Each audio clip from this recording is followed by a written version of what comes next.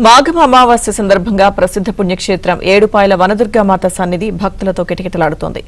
ఆలయ సన్నిధిలోని మంజీరా నదిలో భక్తులు పుణ్యస్నానాలు ఆచరించి అమ్మవారిని దర్శించుకుంటున్నారు. తెలంగాణ నుంచే కాకుండా పక్క రాష్ట్రాల నుంచి భక్తులు వేలాదిగా తరలి రావడంతో ఆలయ ప్రాంగణం రద్దీగా మారింది.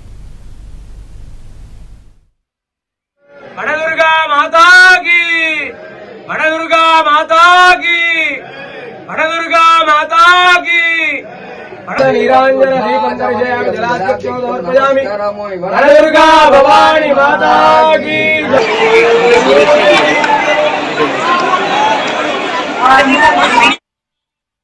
అందరికీ కూడా వారికి అన్ని వసతులు కూడా కల్పించడం జరిగింది. ముఖ్యంగా స్నానాలు ఆచరించటకు అక్కడ సెక్యూరిటీ పరంగా కానీ ఇక్కడ తాగునీటికి కానీ మన ఎన్నకు మన షెడ్స్ కానీ ఇవన్నీ కూడా వేయడం జరిగింది. ప్రసాదాలు కూడా ఒక 3 చోట్ల ప్రసాదాల కౌంటర్స్ కూడా ఏర్పాటు చేయడం జరిగింది.